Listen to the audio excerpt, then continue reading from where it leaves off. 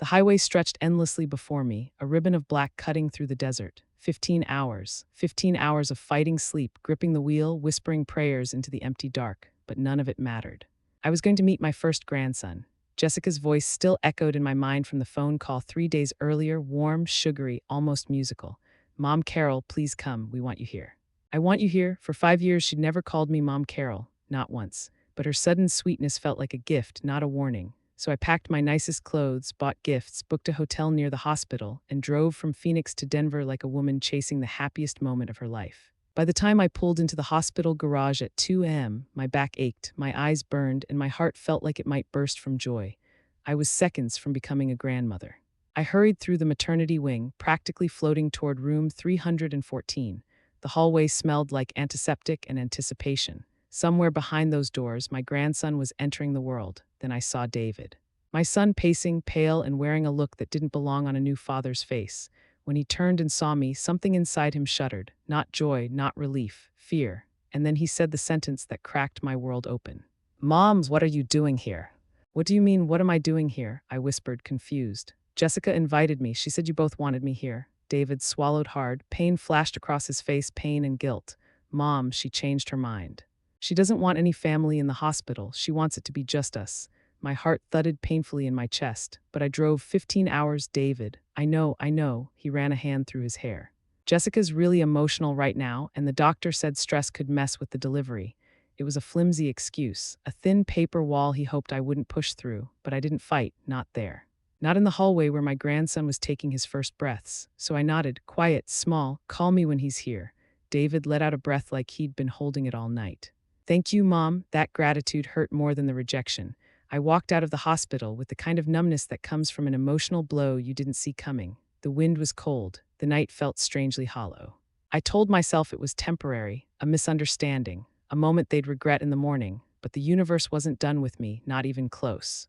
After 8 hours refreshing my phone until my thumb ached, David finally called. "He's here, Mom. Nathan David, 7 pounds, 2 ounces. My breath caught, my eyes filled. Joy and heartbreak tangled together in my chest. "When can I meet him?" I asked softly, a pause thick enough to choke on. "Jessica needs a day or two. I'd crossed 2 states, driven through the night, slept in a stiff hotel bed, waiting to meet the child I'd already loved for months. I felt like I was begging for crumbs from my own family's table. 2 days passed, no updates, no photos, not even a text, until I couldn't take it anymore. I drove back to the hospital myself, determined to at least see him through the nursery window. But this time the receptionist frowned at me. "Oh, they were discharged this morning." Discharged, without a call, without a word, without me. My hands trembled as I dialed David. "You took the baby home and never told me." "Mom, Jessica's really anxious about germs. She wants the house quiet. She's overwhelmed." "I'm not a visitor, David. I'm your mother." Silence then. "Maybe next month. I hung up before I said something I couldn't take back. And as I sat alone in my hotel room, staring at the half-packed gifts meant for a grandson I still hadn't seen, a new kind of clarity settled inside me. Something was deeply, painfully wrong.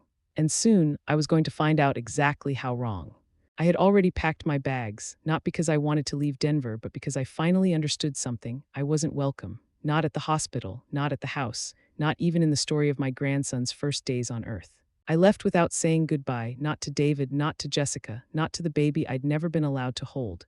The drive back to Phoenix felt longer, heavier. 15 hours of watching mile markers disappear, each one a reminder of a door slammed in my face.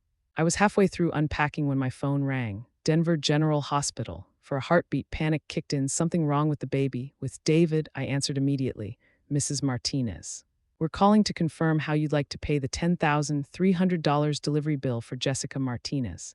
My body went cold. "I'm sorry," I said slowly. "There must be a mistake. I'm not responsible for that bill." The woman on the line hesitated. "Our system lists you as the financial guarantor on the delivery forms. We have your signature, social security number, address." My stomach twisted. A slow, sick turn of realization. "Ma'am," the clerk continued, "these forms were submitted electronically on November 15th at 11:47 p.m. November 15th. I was driving through Utah at 11:47 p.m., gripping the wheel as snow began to fall. No signal, no Wi-Fi, no human contact except the gas station clerk near Salt Lake City. "Send me those documents," I said through clenched teeth. I hung up. In minutes, the emailed forms appeared, and as soon as I saw them, my breath stopped. My name, my address, my social security number. and a signature that looked close, so close to my own, but not close enough. There was only one explanation. Jessica had forged every piece of it. She had invited me to the birth. She had sweet-talked me. She had pushed me to travel across states. And while I was driving 600 miles toward the grandson I thought I would meet, she stole my identity. Everything inside me went still, not rage, not sorrow. A colder, stronger thing, purpose. I dialed the hospital back. I need to report fraud. When they transferred me to the legal department, I was ready. Decades of working in medical billing didn't just prepare me, it armed me. I knew exactly what questions they would ask, exactly what evidence they needed, exactly how the system worked. For an hour, I explained every detail. The invitation to Denver, the 15-hour drive, being turned away at the door, the ghosting the discharge without notice, and finally, the forged financial forms. They listened. They asked for proof. I sent everything. Texts from Jessica inviting me, call logs, screenshots, time-stamped photos from Utah hotel receipts, GPS data from my trip, gas station charge records. As the evidence piled up, the tone on their end shifted from professional to alarmed. Mrs. Martinez, the legal rep, finally said, "We're opening a formal fraud case. This will be escalated to our investigative team and local law enforcement." Good, I thought, but I didn't say that aloud. Instead, I simply said, "Thank you for your time." When I hung up, my phone buzzed immediately. A text from David. "Mom, hope you made it home okay. Jessica's doing great. We'll send pictures soon." Pictures. They thought pictures would soothe the pain of being excluded, of being lied to, of being used as a financial dumping ground. I typed back, keeping my tone neutral. "Glad everyone is healthy. Looking forward to meeting Nathan soon." I didn't mention the fraud case. I didn't mention the identity theft investigation. They would find out soon enough. And when the consequences finally came for them, they'd know exactly who set the wheels in motion. Not out of spite, but out of survival. 2 days later, at 8:13 a.m., my phone rang again. "Mrs. Martinez, this is Detective Richardson with the Denver Police Department. Identity theft is one thing, local law enforcement is another. But when a detective calls you personally, you know the situation has shifted from inconvenient to criminal." "Ma'am, we've received a formal fraud report from Denver General," Richardson said. "We need to discuss your case in detail." For 45 minutes, I recounted the entire nightmare, the timeline, the travel, the deception, the forged documents. He listened carefully, taking notes. "Mrs. Martinez, do you have evidence of your whereabouts at the time the documents were submitted?" "Yes, GPS timestamps, hotel receipts, photos, and call logs. That will help tremendously. This appears to be a clear case of identity theft with premeditation." Premeditation. Jessica hadn't acted out of stress, or confusion, or postpartum panic. She had planned every piece of it. "Detective," I asked quietly, "what happens next?" "We'll be obtaining warrants for records and surveillance footage. If the evidence supports your statement, your daughter-in-law will be facing charges." He paused, choosing his words carefully. "Serious charges." After the call, I sat at my kitchen table staring at my hands. I wasn't shaking. I wasn't crying. I wasn't afraid. I was simply done being quiet, done being polite, done being someone's doormat. Jessica thought she could use me, humiliate me, exploit me. She had no idea who she was dealing with. And this time, the person standing in her way wasn't just a grandmother. It was someone she should have never underestimated. 3 days after Detective Richardson's call, the doorbell rang. Not once, not hurried, just one clear, calm chime. Through the peephole, I saw a woman in her 30s holding a manila envelope, wearing a badge clipped to her blazer. "Mrs. Martinez, I'm Sarah Chen, investigator with Denver General's Fraud Division. The hospital sent someone to my house, not an email, not a phone call, a person standing on my porch. That alone told me everything. The fraud wasn't a clerical mix-up. It wasn't a misunderstanding. It wasn't a minor case. It was serious." "May I come in?" she asked. I nodded and led her to the kitchen table, the same place where I'd received Jessica's invitation 3 weeks earlier. She set the envelope down as if it weighed 100 pounds. "Mrs. Martinez, we have located something you need to see." Her tone was heavy, almost apologetic. My heart thudded once in my chest. "Go ahead," I said. She slid the photographs across the table, and my breath left my body. There she was, Jessica, in the hospital's family lounge, sitting at a computer, logged into the patient portal, typing rapidly. The timestamp. 11:52 p.m., November 15th, 5 minutes after the forged financial documents were submitted. At that exact moment, I'd been in the Utah mountains with zero signal, staring at a gas station coffee machine like it was a gift from God. There was no explanation, no excuse, no wiggle room. She did it. She forged my identity while I was on the road racing to be by her side. "This confirms fraud," Sarah Chen said quietly. "An identity theft." I kept staring at the photographs. Jessica hunched over the keyboard, unaware that the security camera above her right shoulder was recording everything. Sarah continued, "We're forwarding this to the police and to federal authorities. Because your identity crossed state lines, this could be classified as federal fraud." My pulse stalled. Federal. "Mrs. Martinez," she added gently, "this is no longer a family matter." She stood, gathering her things. As she left, she paused on my porch and turned back. "Please prepare yourself. This is going to escalate quickly." When her car finally disappeared down the road, I sank into my porch chair and watched the Arizona sunset bleed across the sky, streaks of gold and red swirling together. I felt no peace. Just a strange, quiet sadness. I had driven 15 hours to meet my grandson. Jessica had spent that same time forging my signature. She had chosen deception. She had chosen cruelty. And now, the consequences were coming for her. My phone rang that same evening. David, my son, the boy who used to fall asleep on my shoulder during thunderstorms, the man who had just become a father. But when I answered, there was none of that softness in his voice. "What the hell did you do?" he shouted. No greeting, no pause, just accusation. I closed my eyes for a moment. "Hello to you too, sweetheart." "Mom, stop. The police came to our house. They arrested Jessica. They took her away in handcuffs. They said it's because of you." I exhaled slowly. "I didn't press charges, David. I simply reported identity theft when the hospital called demanding payment for the $10,300 bill your wife assigned to me." Silence.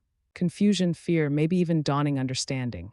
"What bill?" "The delivery bill," I said evenly. "Your insurance was denied. Jessica made me the financial guarantor." "That's impossible," he whispered. "Our insurance covered everything." "Honey, your insurance didn't deny anything. Jessica intercepted your policy documents. She knew exactly what she was doing, but I didn't say that yet." Instead, I said, "The hospital sent me the forms with my forged signature, David, and the FBI now has the case." He said nothing. I could hear his heart breaking through the silence. "David, did you know anything about this?" "No," he said, voice cracking. "No, Mom, I swear. But Jessica, she told me the hospital needed an emergency contact. She said she filled the forms out quickly. She said it was just a mix-up. She lied. I didn't know," he said again, softer. He sounded like a child. "She told me she changed her mind about having family at the hospital. She said it would stress her out. She made it sound like it was all about health and safety."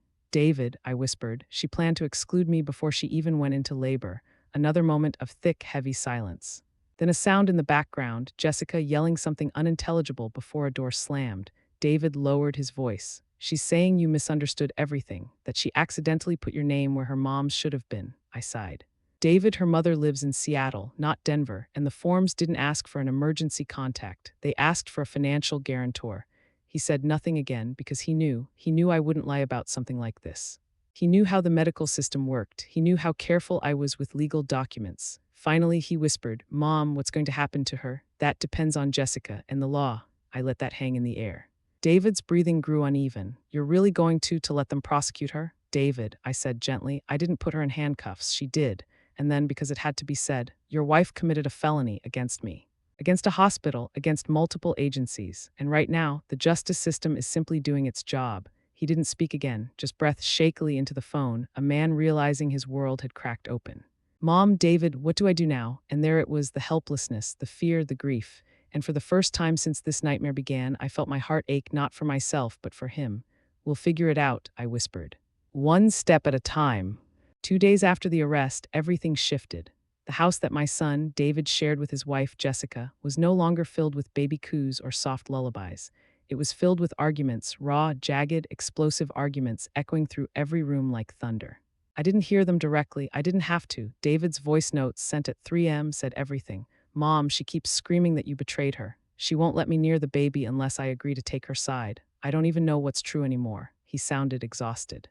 Haunted, broken, and as the days unfolded, the truth began to spill out slowly at first, then like a dam bursting. Jessica had been doing more than forging documents. She had been crafting a narrative. A lie so large it swallowed everything in its path. The manipulation comes to light one evening. David called again. His voice was shaking. "Mom, did you know she told her family that you refused to help her during pregnancy?" I froze. "What?" "She told them you didn't want to support us, that you hated her." I shut my eyes, so that was it. For months, she'd been twisting reality, planting seeds, shaping herself as the victim, painting me as the villain. "David," I said softly, "have I ever refused to help?" "No," he whispered. "I know that. I always knew that." And then something cracked inside him. "My God, Mom. I think she planned this from the beginning." The phone records a day later, the detective shared more findings. Calls Jessica made to the hospital pretending to be me, requests to access billing records, attempts to reroute insurance paperwork, digital footprints matching her phone and laptop, every piece fit into the same puzzle. Jessica had intended to trap me with the bill. From the start, the sweet invitation to the birth, the sudden warmth, the please come, it would mean the world to us, all of it was bait, and I had walked right into it. Star David's breaking point the night the full truth hit David. He called me at nearly midnight. I could hear the baby, Nathan, crying softly in the background. David's voice was a whisper. Mom, she told me tonight that you deserved it. That if you truly wanted to be part of our family, you'd pay the bill without complaining. My breath caught. She actually said that? Yes, and when I told her it was criminal, she laughed. She said you wouldn't dare report her. The silence on the line was heavy. Then he added, she never expected you to fight back. I swallowed hard. David, I didn't want any of this. I know, his voice broke. I just don't know how to save my family now. You can't save something, I said gently, that's already burning. Star the final lie. The next morning, I received a text from an unknown number, a message that made my skin crawl. You destroyed my life, hope you're happy. Jessica underneath, it was a photo of her, eyes cold, jaw tight, holding baby Nathan tightly against her chest as if shielding him from the world. But what struck me most was the expression, not remorse, not fear, resentment, pure smoldering resentment. She wasn't sorry, she wasn't scared, she was furious that she'd been caught, and that was when I finally understood. Jessica never saw me as family. She saw me as a tool, a resource, a wallet. Now that the truth was out, the facade was collapsing, and she was determined to drag everyone down with her. Everything starts falling apart by the end of the week. Jessica's parents stopped speaking to her, her sister unfollowed her on social media, the insurance company launched its own investigation, the hospital issued a formal fraud complaint, and the detective warned me additional charges were being considered. My son's world was crumbling around him. And mine had already fallen apart weeks earlier, somewhere between Denver and the Utah border, before I even realized what was happening. But now things were about to reach their breaking point. Because the next chapter wouldn't be about fraud, it would be about custody, control, and a secret Jessica had been hiding long before the baby was born, something the investigators were just beginning to uncover. Something that would change everything. 3 days after the last blow-up in their house, I received a call from Detective Richardson. His tone was different this time, not procedural, not cautious, purposeful. Mrs. Martinez, he began, I need to share something with you privately. It concerns Jessica and the welfare of the child. My heart thudded once painfully. Is Nathan okay? I asked instantly. Yes, the baby is fine, but there's information you need to hear before we proceed with the next phase of the investigation. I gripped the phone tighter. Go on, he hesitated for half a second, long enough to tell me whatever he was about to say wasn't easy. We obtained a warrant for Jessica's devices. What we found indicates a pattern of long-term financial deception. My breath caught. Meaning this wasn't her first attempt at fraud. A cold shiver moved down my spine. She took out a credit card last year using her sister's identity. She also committed benefits fraud under her mother's name. I pressed a hand to my mouth. But that's not the most concerning part, he added quietly. My pulse hammered. Detective, please just tell me, he exhaled slowly. We uncovered messages, private conversations, where she discussed deliberately isolating your son from you and controlling his access to finances, family, and now the baby. My stomach twisted. She planned this, I whispered. Yes, he replied. It appears she intended to manipulate your son, cut you out entirely, and shift financial responsibility onto you. I closed my eyes. 15 hours in the car, the hopeful phone call, the hospital hallway. The rejection, the forged signature, none of it was accidental. She had orchestrated everything. Detective, I said softly, my son is trapped in a life he doesn't understand. There was a pause. That may soon change, he said. I need you to prepare for a custody hearing. There will be consequences involving the child's safety. My chest tightened. Are you saying Nathan might be removed from her care? We're evaluating all options, he said carefully. For now, keep this between us. The case is evolving quickly. When the call ended, I sat on my sofa staring into the distance. My grandson wasn't just a baby caught in a messy family dispute. He was a child who might be in danger because of his mother's choices. And that truth settled into my bones with a sickening certainty. Jessica wasn't just reckless, she was dangerous. That night I received a message from David. Mom, can you talk? It's urgent. I called him immediately. His voice sounded hollow, empty, exhausted, as if sleep hadn't touched him in days. It's bad, he said quietly. She's getting worse. My stomach clenched. What happened? He inhaled shakily. She told me today that if I didn't back her up in court, she would leave with Nathan. She said she'd make sure I never saw him again. My breath left my lungs. She said that to you? She said a father is optional, that she could raise him alone, that I'm replaceable. His voice cracked. She only wants me to stay if I do what she says. Manipulation, control, leverage. She wasn't just lying to me. She wasn't just defrauding the hospital. She was emotionally imprisoning my son. David, I whispered, she's using the baby as a weapon. I know, his voice trembled. I feel like I can't breathe in this house. I'm scared of her, Mom, not for me, for him. For a moment, neither of us spoke. What could we say? How do you comfort your child when his own partner is the one hurting him? Finally, he whispered, Mom, am I a bad father for thinking he'd be safer without her? My eyes filled. No, I said softly. You're a good father for thinking that. Detective Richardson said they might call me in, David whispered. What do I do? You tell the truth. He sniffed hard. Jessica is screaming again. The baby's crying. I have to go. Before he hung up, he added, Mom, stay close. I think everything's about to fall apart. He was right. Because just 24 hours later, the secret Jessica never expected anyone to discover blew the entire case open and forced the courts to take action neither of us could have imagined. It was barely 6 a.m. when my phone rang. David didn't wait for me to say hello. They took him. My body went rigid. Who took who? The court officers, he whispered, voice shaking.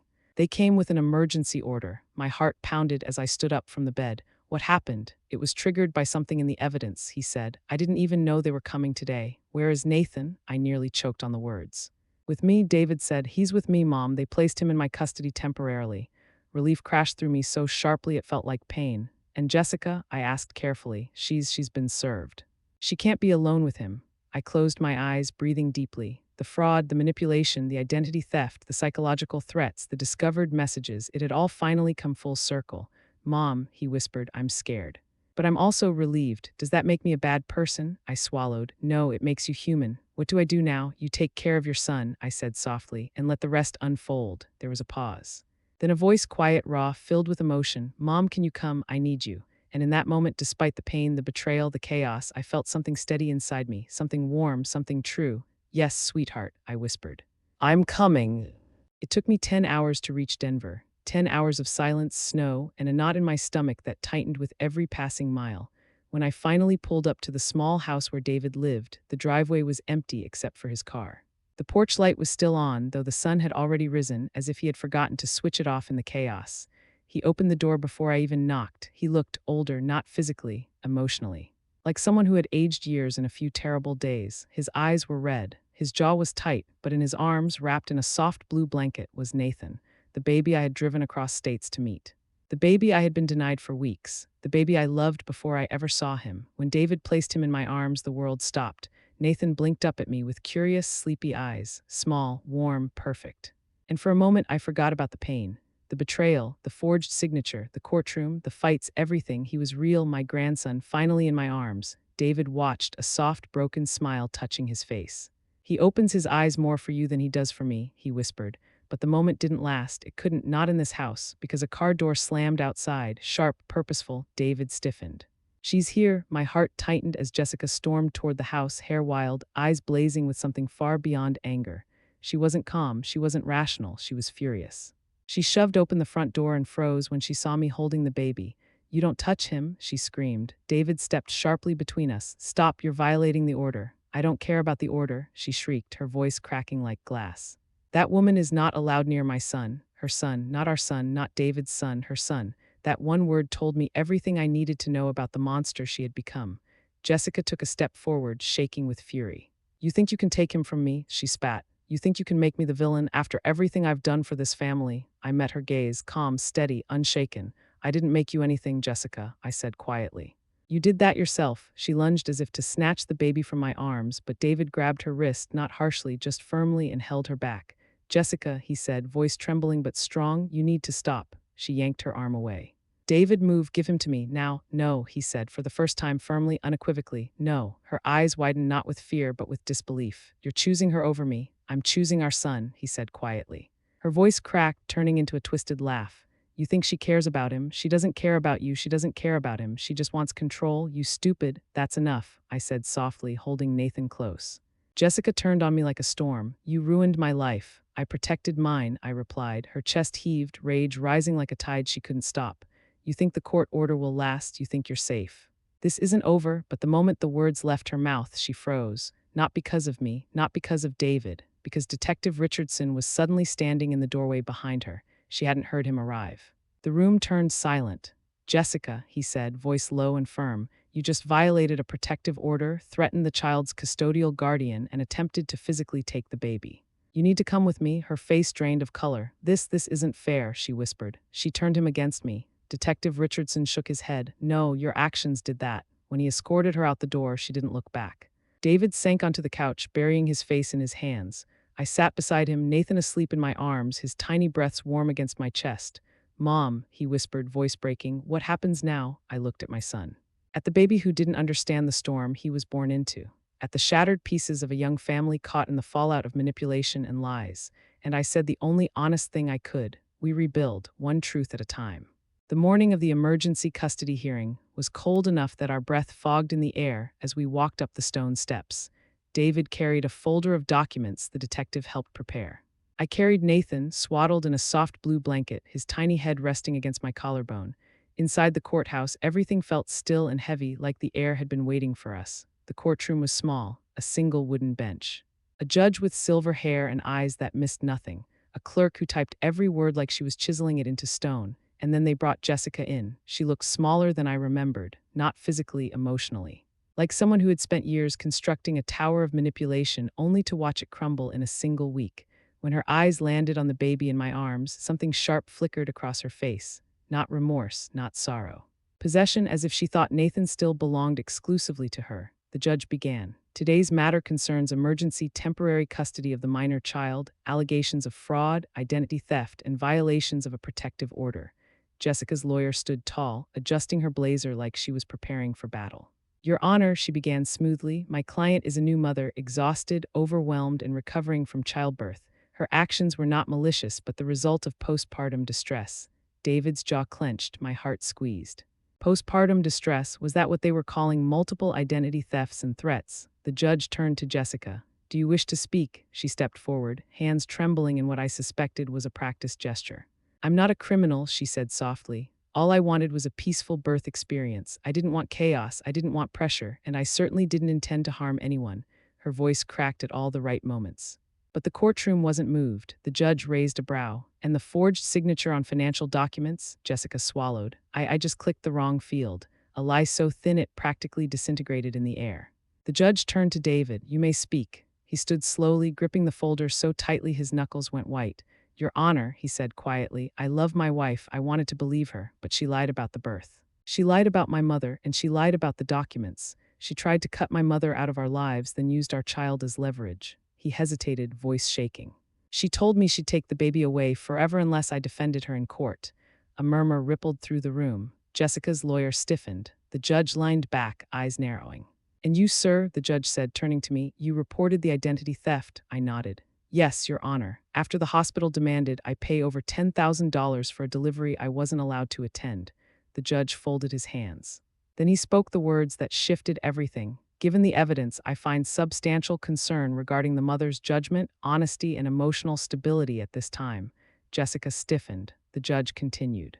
Temporary full custody will be granted to the father pending further investigation. The mother will have supervised visitation only. Jessica gasped, sharp, angry, disbelieving. No, you can't do this. He's my baby, the judge didn't flinch. He is the child, not a possession. Her breathing grew erratic. Tears streamed down her face. This is her fault, she screamed, pointing at me. She turned my husband against me. She hates me, the judge's voice cut through the chaos like a blade. Control your outburst. Your behavior today confirms the court's decision. They escorted her out, still shouting, still shaking, still trying to rewrite a reality that had finally stopped bending for her. When the door closed behind her, the room went silent. David sank into the wooden bench, dropping his face into his hands, and I held Nathan closer, feeling his little heartbeat flutter gently against me. It was over. At least this part, but as I watched David tremble under the weight of what had just happened, I realized something. This wasn't an ending. It was the beginning of a long fight, one filled with healing, consequences, and truths that had yet to surface. And the next chapter, it wouldn't be about the courtroom. It would be about what happened outside of it. Because that afternoon, when we returned home, we found something waiting on the porch, something that changed the direction of everything once again. The house was still shaking from the whirlwind of the morning hearing. My son's hands trembled as he unlocked the door, balancing exhaustion, fear, and a newborn all at once. I followed behind him, Nathan bundled tightly in my arms, his tiny breaths warming the crook of my shoulder. When we stepped inside, the house felt strangely quiet, too quiet after the weeks of fights, panic, and unanswered questions.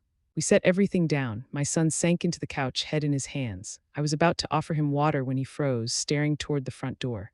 "Mom, what's that?" Lying on the doormat, thin, pale, and ominously deliberate, was a white envelope. No stamp, no address label, just our family names scrawled across the front in shaky handwriting. My stomach dropped. "Stay here," I whispered, handing him the baby. I stepped onto the porch, the cold air biting at my skin as I picked up the envelope. The paper was slightly wrinkled, as if it had been held too tightly, as if someone had stood there debating whether to leave it or tear it apart. I brought it inside. My son stared at it like it might explode. "Mom, is it from her?" There was no question who he meant. I didn't answer. Instead, I slid a finger beneath the seal and opened it carefully. Inside was a single sheet of paper, filled with handwriting I recognized instantly. But it wasn't angry, it wasn't vicious, it was frantic, unraveling, desperate. "Read it," my son whispered, voice barely audible, so I did. "Star the letter. I know everyone thinks I'm the villain. I know what the court said. I know what they believe I did, but none of you understand." My breath caught. The words felt unsteady, like someone writing through shaking hands. "I'm not a monster. I'm a mother, and I was trying to protect my child." Protect him from what? From who? I kept reading. "I didn't want your mother involved because she never liked me. She judged everything I did. She made me feel small. She made me feel like I would never be good enough." My heart twisted, not because the words were true, but because they showed how deeply her mind had twisted reality. I had been careful, cautious, trying so hard not to intrude. And somehow she had rewritten every gesture into an insult. I didn't intend to steal anything. I just panicked. We were drowning in bills. Insurance wouldn't cover half of what we expected. I thought just this once maybe she could help. My son flinched. He whispered, "Insurance covered everything. She never told me those claims were approved." The truth was cracking open faster now. I continued.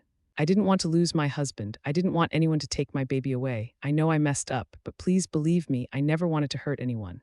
A drop of water smudged the last line, tears, hers. But the tears didn't change the facts, and the letter wasn't a confession. It wasn't an apology. It was fear, raw fear. The final sentences were scribbled faster, slanted, and uneven. "Please, don't take him from me. He's all I have. Please tell the court I'm not dangerous. Please." My chest tightened. My son leaned back, running a shaking hand over his face. "Mom, what do I do with this?" I folded the letter gently. "You do nothing," I said softly. "This is her fear talking, not change. She hasn't taken responsibility. She hasn't admitted what she did. She's begging for sympathy, not accountability." He swallowed hard. "I feel guilty. You're not responsible for her choices," I said, my voice steady. "You didn't cause this. I didn't cause this. She did." He nodded, but the guilt didn't leave his eyes. And then before either of us could process the letter fully, there was a loud knock at the door, a firm, authoritative knock. My son stiffened. I stood up. When I opened the door, the detective stood there, expression grim, a folder in his hands. "We need to talk," he said. "There's new information." And just like that, the fragile quiet in the house shattered, again. The detective stepped inside, closing the door behind him with the slow, deliberate care of someone who knows the next few minutes will alter everything. My son stood frozen. I set the baby in his bassinet, my pulse already racing. "Is this about the court order?" my son asked, voice tight. "No," the detective said. "It's something else." He placed the folder on the dining table and opened it. Inside were printed screenshots, highlighted messages, timestamps, phone logs, and photographs. A storm of evidence. "This is the digital extraction from her devices," he said quietly. My breath caught. My son sank into a chair. The detective pulled out the first page. "These are messages she sent to a friend 2 months before the baby was born." He slid the page toward us. The handwriting on the printout blurred for a moment as my eyes widened. "I'm done trying with his mother. She's always judging me. I'll make sure she stays out of the picture when the baby comes." My son whispered, "Oh my God." The detective laid another page on top. This time the messages were darker. "If she stays away, good. If not, I know how to make it look like her fault. I'm not letting David's mom take over." My chest tightened painfully. These weren't the words of an overwhelmed woman. They were the words of someone deliberately plotting, planning, manipulating outcomes far in advance. But the detective wasn't finished. He slid out a series of emails next. These were never sent. They were drafts. "What kind of drafts?" I asked, barely breathing. "Emails she planned to send to the hospital and insurance company." The first draft read, "Please note that Carol Martinez is financially responsible for the delivery. She has agreed to cover all costs." I felt sick. The next draft, "We will not be adding David's mother to the visitor list due to her toxic behavior and emotional instability." My son's face drained of all color. She was going to say that about you," he whispered, but the detective wasn't done. He placed one last photograph on the table, A picture taken by a security camera, a screenshot from a baby store. Jessica, standing in front of a shelf of formula, cradling her belly, speaking to a store employee. The caption under the video still said, "Customer asked about return policies for opened formula in case it doesn't work with the grandparents." My son stared at the image, confused and horrified. "What does that even mean?" he whispered. The detective didn't sugarcoat it. She was building a narrative that you and your mother were unsafe caregivers. She was preparing to frame you both as negligent. A chill ran through my entire body. My son covered his mouth with shaking hands. "She was planning to make us look unfit." "Yes," the detective replied, "and that's why the court acted so quickly. With this level of premeditation, with a baby involved, they had no choice." He let that sink in. But then he said the part that made something inside me collapse. "There's more." I felt the room tilt. My son swallowed. "More?" The detective pulled out one final document, just one sheet. "This is a psychological assessment from a professional she saw a year ago." He hesitated before speaking. "We believe she has an untreated personality disorder that may impair her ability to safely parent without supervision." My son slumped back in the chair, tears filling his eyes. "You're saying she's sick?" The detective nodded. "Not evil, not malicious in the way you might think, but her mind creates narrative stories where she's always the victim and everyone else is the enemy." The room went quiet except for the soft breathing of the baby across the room. A tiny child, unaware of the storm around him, unaware of how close he came to being used as a weapon. "And now," I asked softly. The detective closed the folder. "Now the court will consider a long-term safety plan. She'll undergo mandatory evaluations, and until she receives treatment, visitation will be heavily supervised."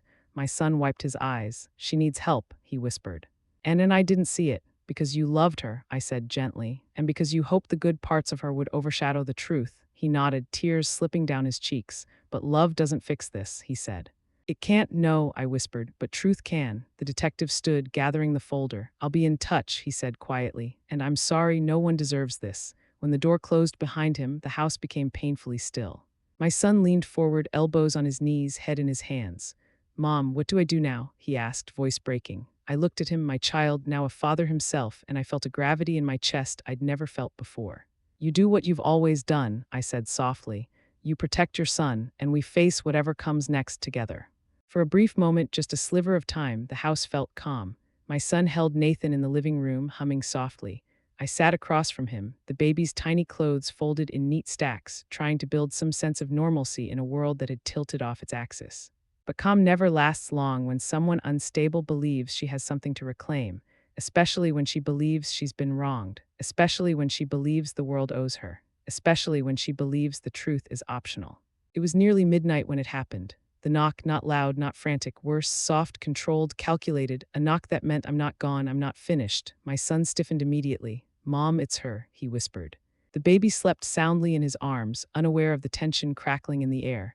My son stood and slowly approached the door, but I put a hand on his arm. "I'll handle it," I whispered. Because unstable people don't just want access, they want control. And she wasn't getting it, not tonight, not ever again without permission. I opened the door only halfway, keeping the chain latched. She stood there in the cold night air, hair unkempt, eyes swollen, face pale, not angry, not screaming, worse, absolutely calm. "Hi," she said softly, like we were acquaintances she'd run into at a grocery store. I didn't respond. She folded her hands in front of her. "Can I see him?" Her voice trembled with a kind of desperation that didn't come from love, but from possession. "He's asleep," I said, keeping my tone even. "And you're violating the order by coming here without notice." She swallowed. "He's my baby. Go home," I said gently but firmly. She shook her head. "You don't understand. I need him. I need to see him. I need to prove." She stopped, her voice breaking. "I need to prove I'm not a bad mother," she whispered. My chest tightened, but not from sympathy, from fear, because beneath the cracking voice and trembling lip, I saw something in her eyes. A spark of delusion, a belief that love equals possession, that motherhood equals ownership, that losing control equals losing identity, and that made her dangerous. My son stepped behind me, holding the door frame with one hand, the baby monitor in the other. "You can't be here," he said quietly. She looked at him like she didn't recognize him, like he was a stranger wearing her husband's face. "You would let her," she said, pointing at me, "make decisions about him, why, child?" "She didn't make them," he said, voice steady. "You did." Her breathing grew faster, shaky, erratic. "This isn't fair," she said. "You're taking everything from me." "No," he replied, "we're protecting him from you." She flinched as if he'd struck her. "Let me hold him," she begged. "Just once, please. I'll leave after. I just need to feel him. I need to know he's still mine." Her words cut through the night like shattered glass, but my answer was immediate. No, she blinked, stunned. No, she repeated. You heard her, my son said, stepping closer. Her expression twisted into something dark, heartbreak mixed with fury, confusion wrapped in defiance. You're choosing her over me, she whispered. I'm choosing safety, he replied. The temperature dropped outside and inside, her hands balled into fists. You think I'm dangerous, she spat. He didn't answer because he didn't have to. She already knew. She let out a shaky, broken laugh. You'll regret this, she murmured. Both of you, the tone in her voice sent a chill through my entire body. She stepped back into the night, tears streaming down her cheeks, but her eyes, dark, hollow, and burning, never left ours. Then she turned and walked down the steps. Slowly, deliberately, the streetlight caught her shadow stretching long across the pavement. When she disappeared into the darkness, I exhaled a breath I didn't know I was holding. My son shut the door, locked the deadbolt, engaged the chain. Then pressed his forehead against the wood, shaking. She's not going to stop, Mom, he whispered. She's going to keep coming back. I rested a hand on his shoulder. Yes, I said quietly, she will. A long silence followed. But next time, I added, she won't be coming alone. My son turned toward me, confused. Mom, what do you mean? I looked toward the baby monitor where Nathan slept peacefully, and I realized the truth. We weren't just dealing with a scared, unstable mother. We were dealing with someone unraveling, someone who believed she was losing everything, someone whose desperation could become dangerous. So I met my son's eyes and said the words he didn't want to hear. Tomorrow, we're filing for a permanent protective order. He swallowed hard and nodded, because deep down we both knew tonight was a warning, tomorrow would be the battle. We arrived at the courthouse the next morning with almost no sleep. My son carried a folder full of the evidence the detective had provided. I carried Nathan in his car seat, his tiny hands curled into soft fists, unaware of the legal battle being waged over his future. The lobby was quiet, too quiet. Every footstep echoed. Every whispered conversation sounded like it carried secrets. A clerk looked up when she saw us approaching. Are you here for the emergency protective order? She asked gently. My son nodded. Her expression shifted, sympathetic, but also cautious. It was the look of someone who deals with broken families every day, someone who sees the worst moments of people's lives unfold right in front of her. She handed us the forms. Fill everything out clearly, include every incident, don't leave anything out. My son sat at the table, pen trembling between his fingers. I placed the baby seat beside him and sat close, steadying him with my presence even if I couldn't steady the chaos inside him. He started writing. The fraud, the forged signature, the threats, the confrontation, the midnight visit, the messages, the evidence the detective uncovered, every word carved itself into the paper like a wound being reopened. Halfway through, he stopped writing and covered his face with both hands. I never thought I'd be the one doing this, he whispered. She was my wife. I loved her. I don't know what I feel. I touched his shoulder gently. You're not doing this to hurt her, I said softly. You're doing this to protect your son. He nodded, tears dripping onto the form. I know, he whispered. I know, it's just I never imagined she could become this person. I didn't answer. Because what could I say? That people break in different ways. That motherhood and pressure and unresolved pain can twist someone's mind. That love can blind us to the warning signs we don't want to see. Instead, I placed my hand over his. Write the truth, I whispered. That's all you can do. Filing the order when he finished, the clerk took the forms and skimmed them quickly. The shift in her expression was almost invisible. A tightening of the jaw, a slight inhale. A glance toward her supervisor. Please wait a moment, she said. Moments turned into minutes. Then her supervisor approached, a woman with a stern face and a voice that carried authority. She looked at us and said quietly, This case qualifies for an immediate hearing. My son's breath hitched. They think she's dangerous, he whispered. They think the situation is urgent, the supervisor corrected. Involving an infant makes it higher priority. We were ushered into a small courtroom. The judge from the custody hearing wasn't there. This was someone new. You could tell instantly he had seen every type of human storm imaginable. He flipped through the paperwork with practiced calm, and then he looked up at my son. Explain the most recent incident, he said. My son swallowed. She came to the house last night, he whispered. Late, unannounced, she demanded the baby. She ignored the court order. The judge's pen stopped moving. She demanded the infant, he asked. My son nodded, voice shaking. Yes. Did she attempt to remove the child from the home? Yes. And did she make any threats? My son hesitated, but only for a second. She said we'd regret keeping him away. The judge leaned back, processing everything. Then he looked at me. You were present? Yes, Your Honor. Did you feel the child was at risk? I didn't blink. Yes, he nodded once, firmly. The temporary protective order is granted. My son let out a breath he'd been holding for days, maybe weeks. But then the judge added something none of us expected. Given the pattern of behavior, I will also schedule a full hearing to consider a long-term restraining order. My chest tightened. Please be prepared, the judge continued. My son nodded, though I could see the fear behind his eyes. The judge closed the file. "This is not a punishment," he said quietly. "It is a safeguard. The mother needs help, and until she gets it, her access must be restricted." With a final tap of his gavel, it was decided we had protection. Temporary, but protection nonetheless. Some messages aren't sent to communicate, they're sent to start a fire. That evening, the house was quiet in a way that felt unnatural, like the silence you hear right before lightning splits the sky. Nathan slept peacefully in his crib. My son sat at the kitchen table, staring at the protective order paperwork like it might rearrange itself into answers. I made us tea. Neither of us touched it. At 8:42 p.m., his phone buzzed. He didn't look at it. At 8:43 p.m., it buzzed again and again and again. By the fifth vibration, he finally glanced at the screen and froze. "It's her," he whispered. My stomach tightened. The protective order clearly stated no contact, no calls. No messages, no exceptions. He swallowed hard. "It's a voicemail," he said quietly. "She left a voicemail." I stood beside him, bracing myself. He pressed play. Star the voicemail. Her voice burst through the speaker, breathless, shaky, on the edge of something unsteady. "David, please, please listen." My son's jaw tightened. "I know you think I'm dangerous. I know you think the court is right." A soft sob. "But they don't understand. They don't know what you've done. What your mother has done." My chest constricted. There it was, the shifting of blame, the rewriting of truth, the casting of herself as the victim. "You're letting her control everything. You think she loves you.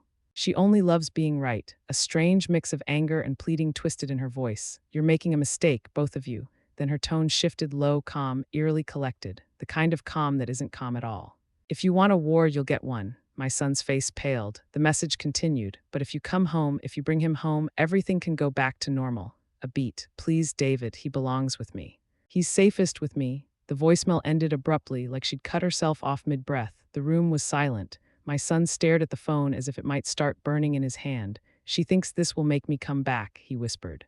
I swallowed. "No," I said softly. "She thinks it will scare you." He dragged a hand down his face, exhausted and shaking. "What do we do, Mom?" I didn't hesitate. "We call the detective." Star the call within minutes. The detective answered, his tone sharp and alert. "You said she left a voicemail?" he asked. "Yes," my son said. "She knows about the order." "She's ignoring it. Save the recording," the detective said. "Forward it to me immediately." My son did. The detective listened in real time, breathing heavy through the phone as the threats played. When it ended, he spoke carefully. "This isn't just a violation," he said. "It's escalation." My son swallowed hard. "What does that mean?" "It means she's slipping deeper into her own narrative," the detective replied. "She sees the court order as an attack, not protection. That makes her unpredictable." My heart clenched. "Do we need to leave the house?" I asked. "Not yet," he said, "but keep the doors locked, keep the baby close.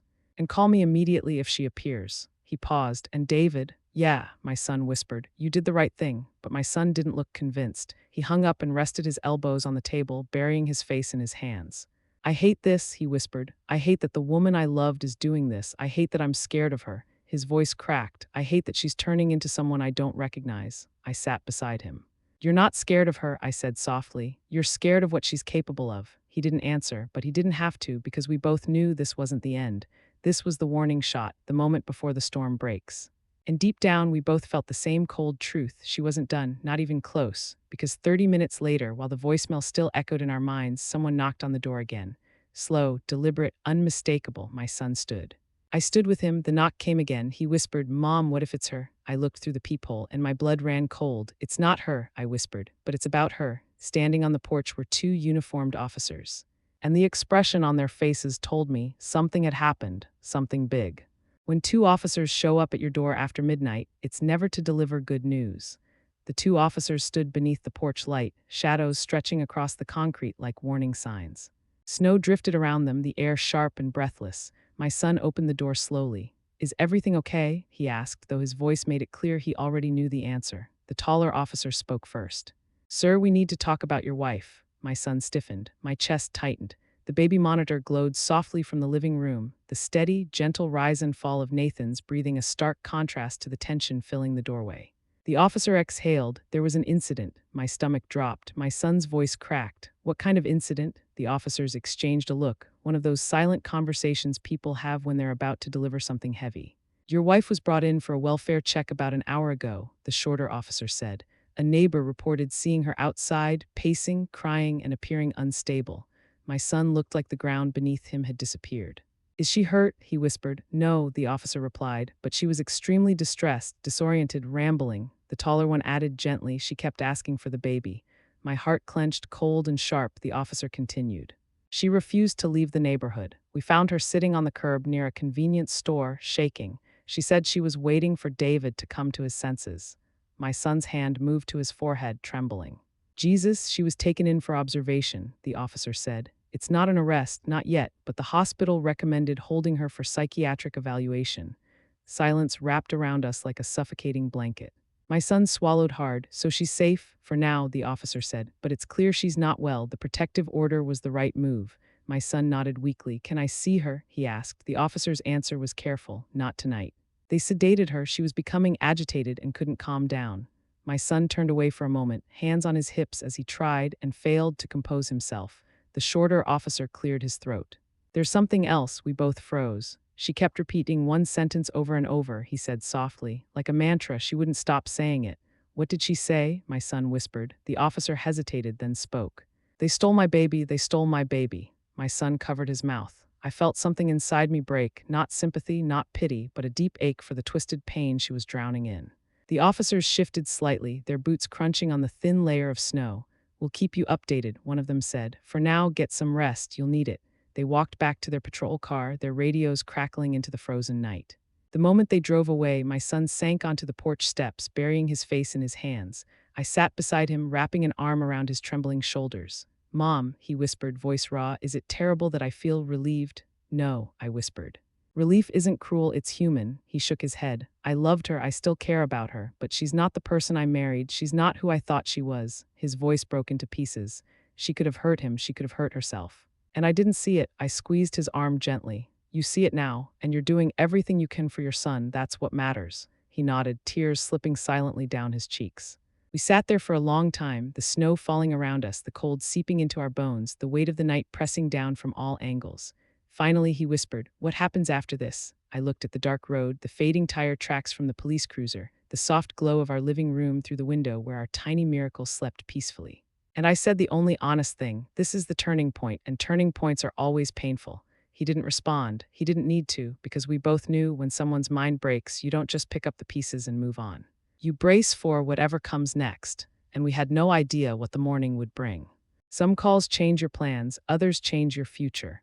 Morning came in fragments, light creeping slowly over the blinds, the soft hum of the heater, the baby's tiny sighs, but the peace didn't last long. At 7:12 a.m., my son's phone rang. He stared at the screen, his face draining of color. It's the hospital, he whispered. He answered with a shaky breath. Hello? I leaned closer, heart pounding.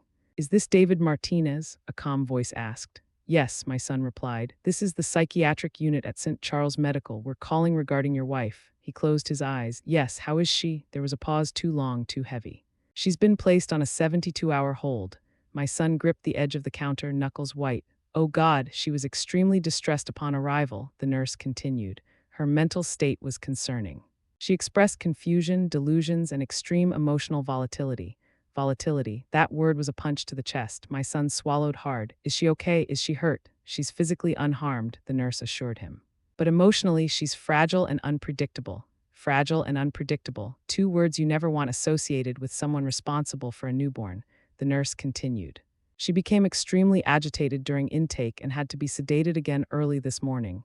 My son pressed a hand to his forehead, his shoulders shaking. Can I talk to her? He whispered. Another pause.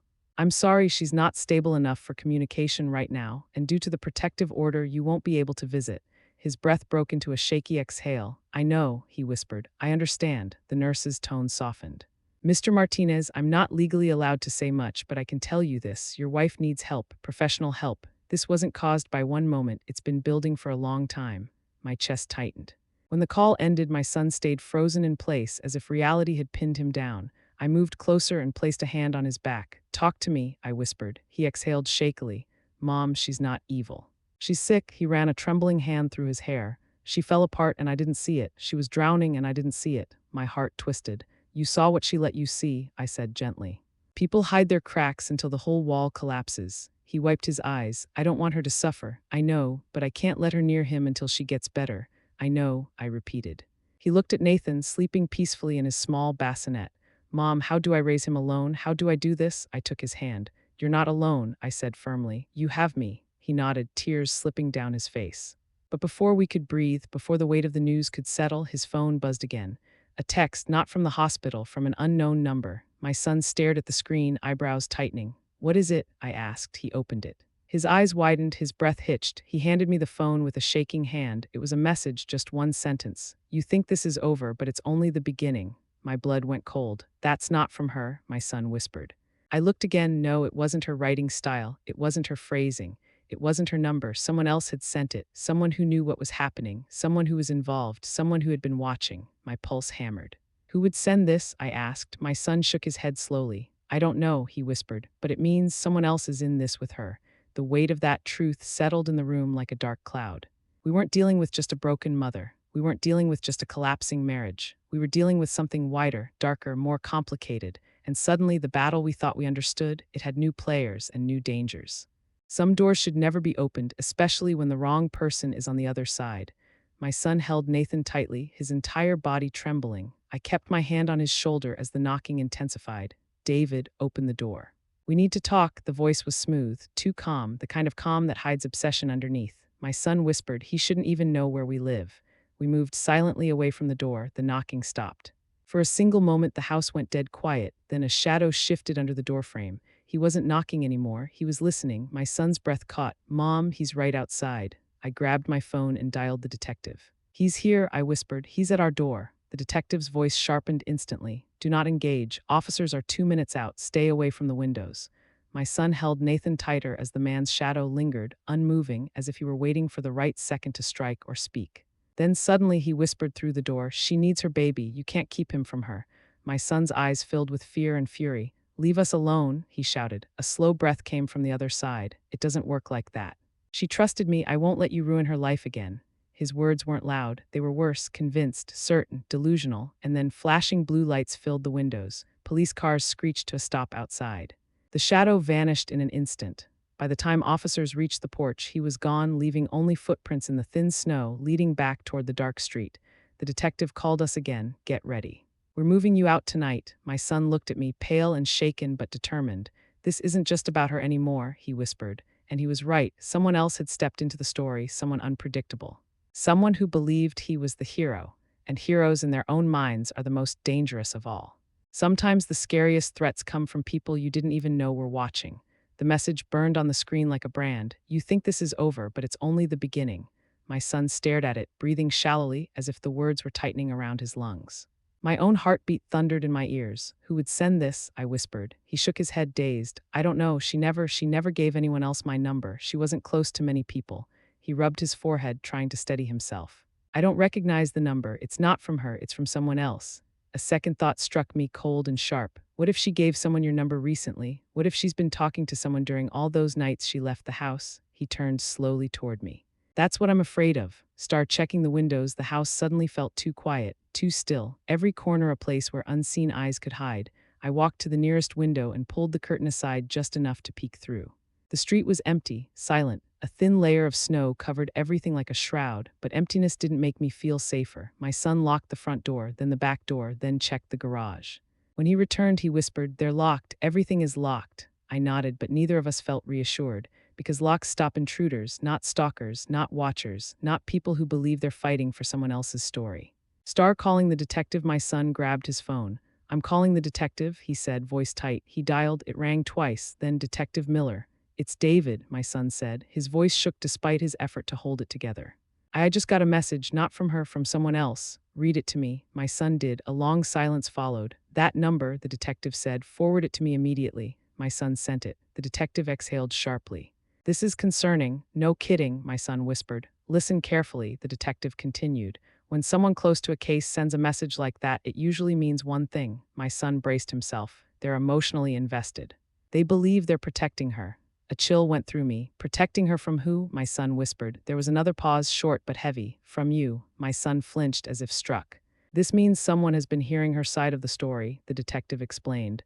"Someone she trusts, someone who believes she's the victim." I swallowed thickly. "You think she's talking to someone from her past?" I asked. "Possibly," the detective said, "but there's another possibility." "What?" my son whispered. "That she's been confiding in someone recently, someone you might not even realize she's close to. A name formed in my mind, uninvited, unwanted. Her coworker, that man she'd mentioned in passing, the one who always helped with paperwork, the one who sent her late-night emails that she claimed were work-related, the one whose name she spoke with a strange softness.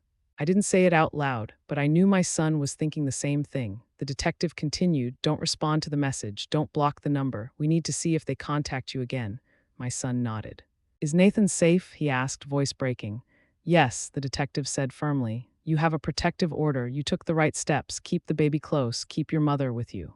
And stay alert." After the call ended, my son sank into a chair, trembling. He whispered, "Mom, she wasn't alone in this. She never was." I sat beside him. "What do you mean?" He took a shaky breath.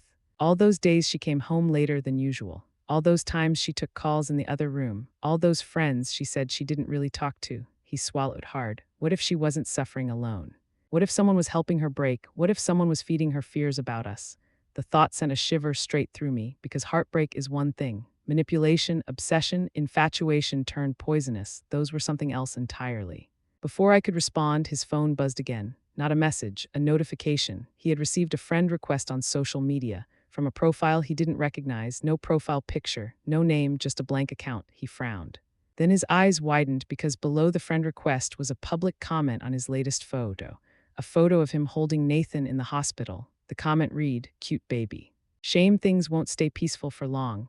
My blood ran ice cold. This wasn't just a stranger. This was someone watching, someone who had access, someone who was close enough to know about the baby, close enough to know where we lived.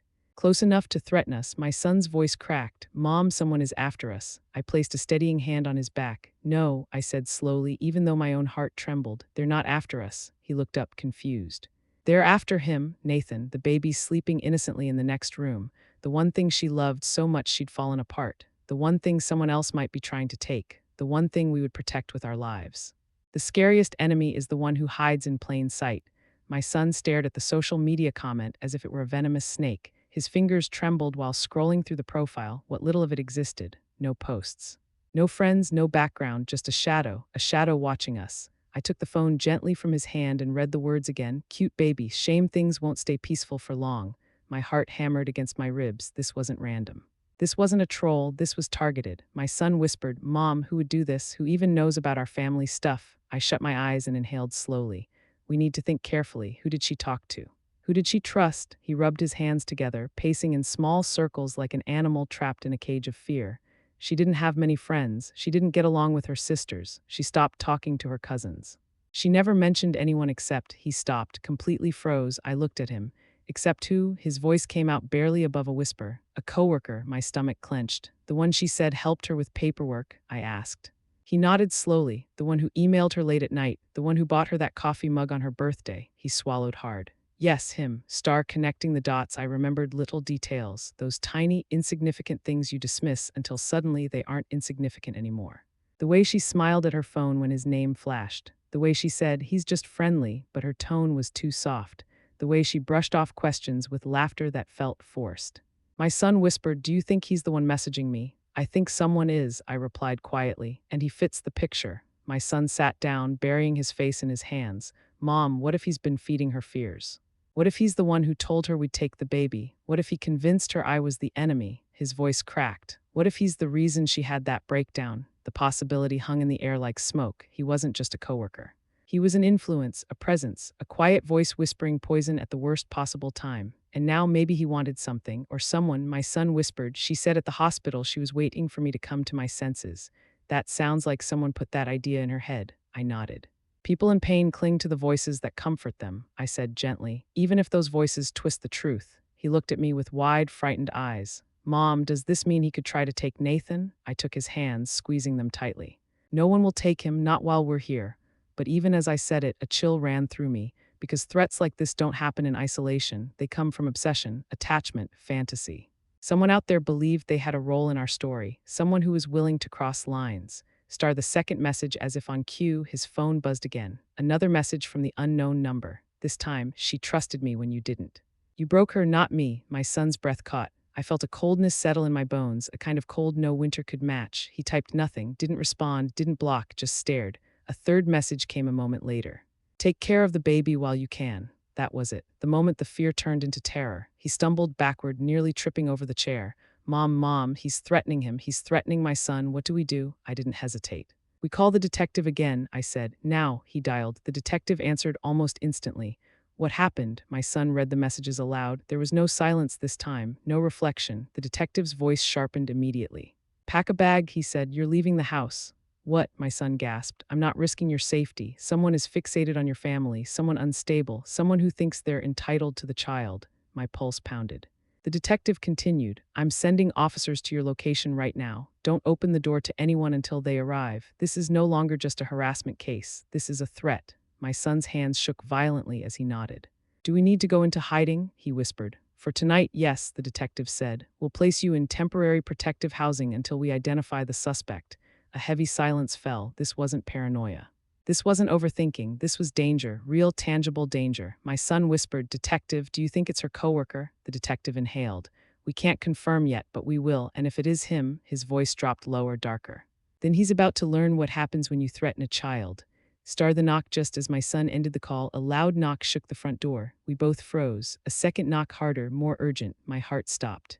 My son whispered, "Mom, is that the police already?" I shook my head. "They wouldn't knock like that." A third knock. Nathan stirred in the next room. My son grabbed him from the crib, clutching him tightly to his chest. We moved quietly toward the peephole. My son looked through it. He stiffened, his breathing hitched. "Mom," he whispered. I gripped his arm. "What do you see?" He swallowed hard. "It's him." My blood turned to ice. "Who?" I breathed. "The coworker," he whispered. "He's here." Another knock, slow, deliberate, confident. We didn't move. We didn't speak. Because in that moment, hearing the man's voice through the door, "David, we need to talk," we realized something horrifying. He wasn't just involved. He wasn't just watching. He believed he had a claim. He believed he had a right, and he wasn't going away. When danger closes in, survival becomes a matter of minutes. Police lights still flickered outside as officers moved through the yard, checking every shadow, every corner, every possible place the man could have hidden. My son, David Martinez, held the baby, Nathan, so close I thought he might never let go again. An officer stepped in. "Detective Miller is ordering immediate relocation. Pack essentials only." My son nodded, shaking but focused. Packing in a panic, we moved fast. Diapers, bottles, clothes, important documents. Nathan's tiny blanket, everything else stayed behind. Every minute felt louder than the last, the house groaning, the floor creaking, the heater humming, every sound a possible sign that the man could return. My son whispered, "He knew where we lived, Mom. He knocked like he belonged here." I squeezed his arm. "He doesn't belong anywhere near us." A faint cry came from Nathan as the cold air brushed him. My son soothed him quickly, whispering shaky reassurances. I could see it, the fear, the protective fire, the exhaustion all tangled together. The convoy 3 police SUVs lined the street. One officer opened the back door for us. "You'll ride with us," she said. "Stay low, don't look back." My son climbed in with Nathan. I followed. As soon as the doors shut, the engine rumbled and we were moving slow at first, then faster. The house faded behind us. The streetlights blurred by, and for the first time I saw my son exhale like he'd been holding his breath for days. Destination, unknown, where are we going?" I asked. The officer replied without turning her head. "A temporary safe unit across town, secure location, surveillance, restricted access." My son nodded slowly. "Is it because of her or because of him?" he asked. "Both," the officer said.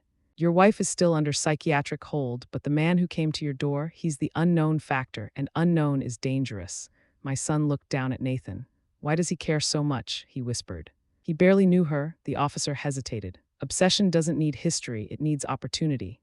And this coworker, Elias Rowan, had found his opportunity. The safe unit, we arrived at a plain-looking apartment complex tucked behind an industrial district. It looked ordinary, intentionally ordinary. Security cameras faced every corner. 2 officers patrolled the entrance. Inside, the apartment was small but warm, safe. My son placed Nathan gently on the bed, covering him with his blanket. He stared at him for a long moment, tears forming but not falling. I sat beside him. "We're here," I whispered. "We're safe for tonight," but he shook his head. "No, Mom, not until he's caught, not until she gets help." He was right. Safety wasn't a place, it was a moment, and moments could be broken. The call just as we settled in, my son's phone vibrated. Unknown number. My heart stilled, he answered with a trembling breath. "Hello," a quiet voice replied. "You ran." My son's face drained of all color. It was him, Elias Rowan, but running won't stop what's coming. My son's voice cracked. "What do you want from us?" A soft exhale came through the line, controlled, eerie. "I want what she wanted." Silence. Then the phone went dead. My son lowered it slowly, hands shaking hard. "Mom," he whispered. "He's not finished, and neither were we. People don't destroy lives without a reason, good or twisted. The room felt colder after the call, not because of the temperature, but because of the realization this wasn't chaos. This wasn't random. This was personal. My son sat on the edge of the bed, holding his head in his hands. Mom, why would he say that? I want what she wanted. What does that even mean? I took a slow breath. It means he believes her pain is his mission. He looked up, eyes red. But why? She barely talked to anyone. She wasn't close to anyone. How did he get so attached? There it was, the heart of the danger. Attachment without boundaries. Affection without consent. Obsession without limits. Star tracing the past, I sat beside him. When did she start acting differently? I asked softly. He shut his eyes, thinking. She changed months before the baby came. She was nervous, distracted. She kept checking her phone. She said it was work stress, work stress. The phrase that covers everything and reveals nothing. He continued. She wore makeup more often. She stayed late. She was jumpy when I asked her simple questions.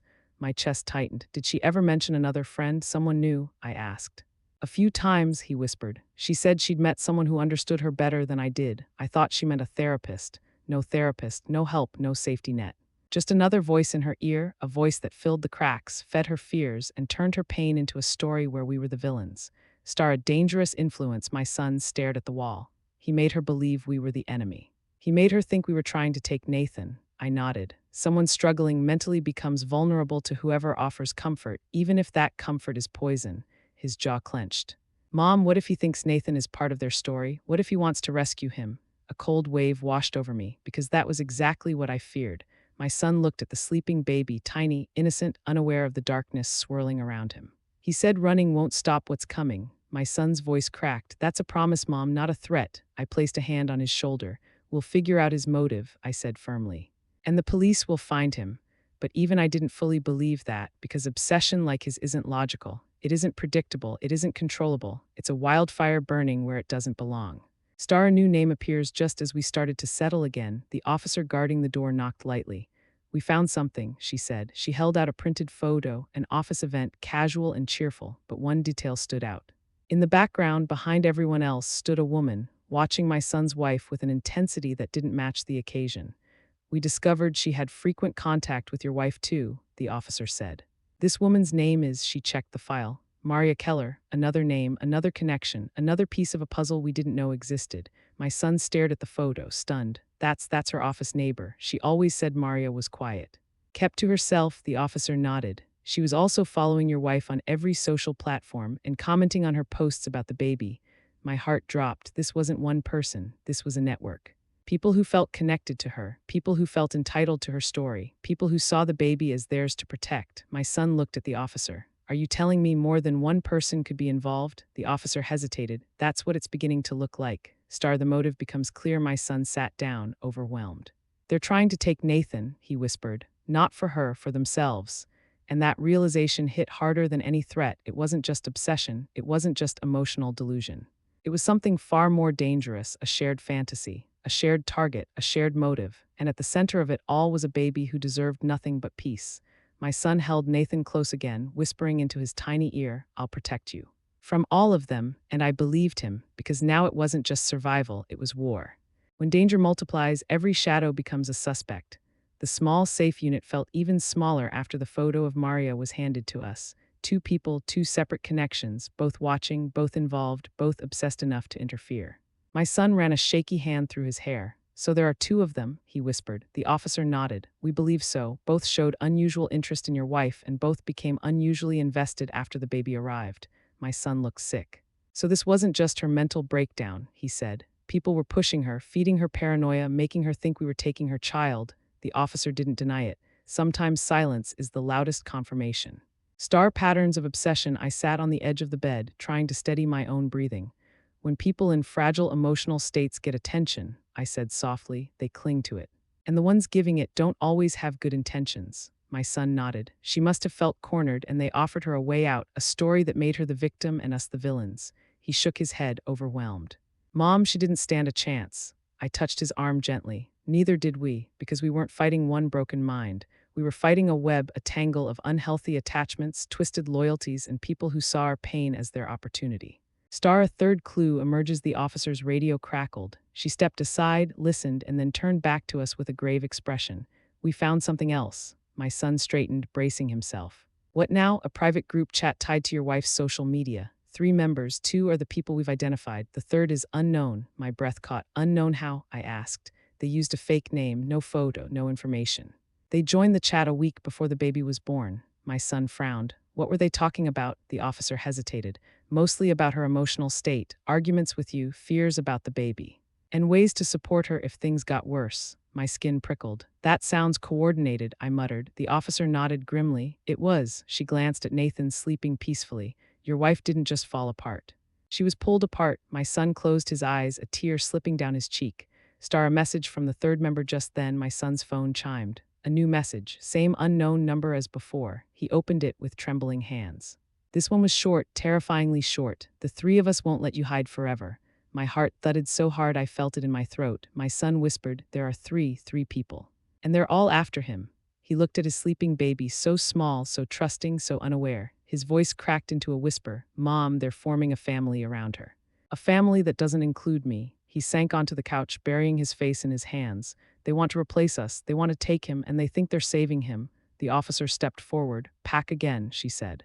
We're moving you to a higher security location. My son looked up, eyes wide. How much worse is this going to get? The officer hesitated before answering. We don't know yet. But whatever this group is, they're escalating. I wrapped an arm around him. We'll fight this, I whispered. We're not losing him, not to them, not to anyone. He nodded slowly, clutching Nathan's blanket in his fist. Because now we knew the truth. This wasn't one person. This wasn't an accident. This was a network of obsession, connected, coordinated, and convinced they were right. And they were getting bolder, the heart of the danger, attachment without boundaries.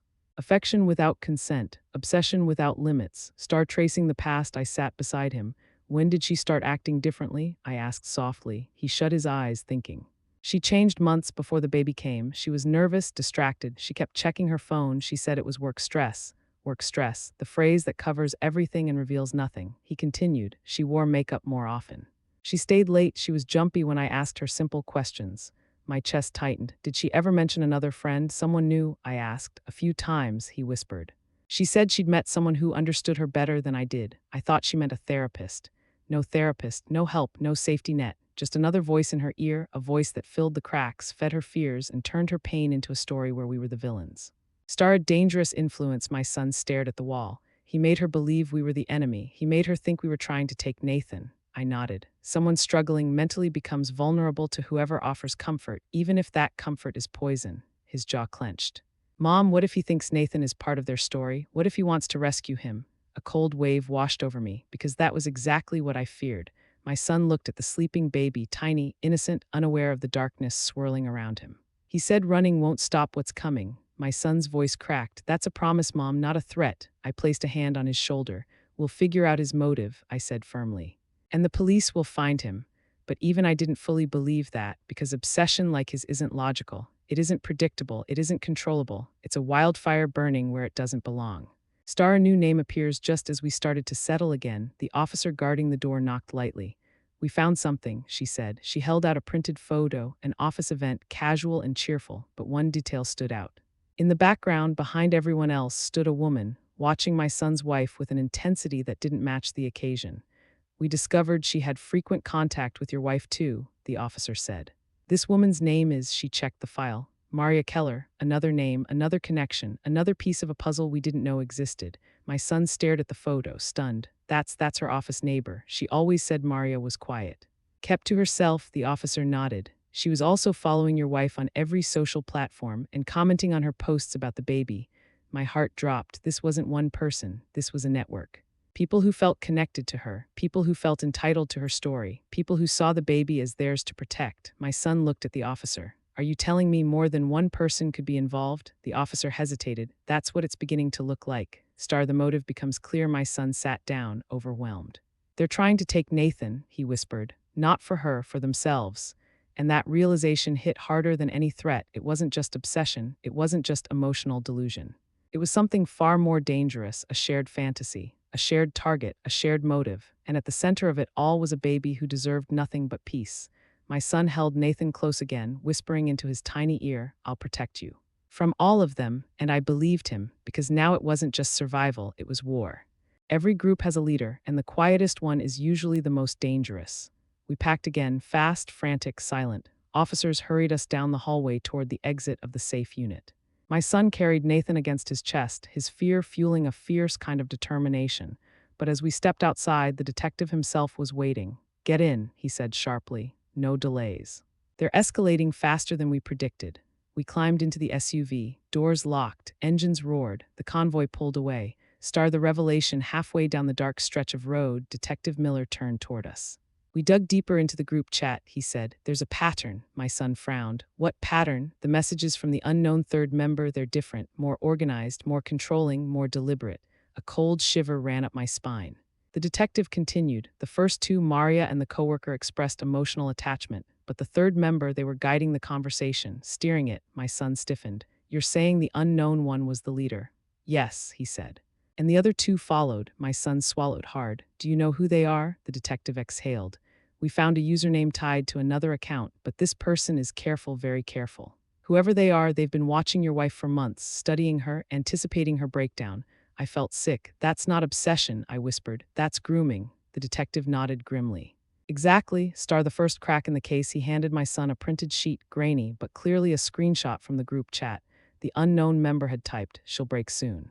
"Be ready." My son stared at the words as if they were poison. "She'll break," his voice trembled. "They expected this. They wanted this." The detective nodded. This wasn't emotional support. They were shaping her collapse, feeding it. Waiting for the right moment. My breath hitched. "And the baby?" I whispered. The detective looked at Nathan, then back at us. "The baby was their target from the beginning." A name surfaces. The detective hesitated, then pulled out a second printed sheet. "This is the first real lead." At the top of the page was a name, someone neither of us recognized. "Lydia Harrow." My son frowned. "Who is that?" The detective replied. "A woman who works in crisis support groups online.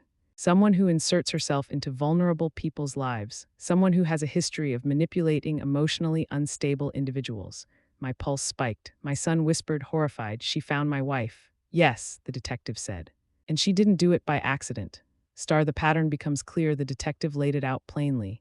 Lydia targets people struggling with postpartum fear, trauma, or relationship stress. She forms a support bond, then convinces them they're victims in their own homes.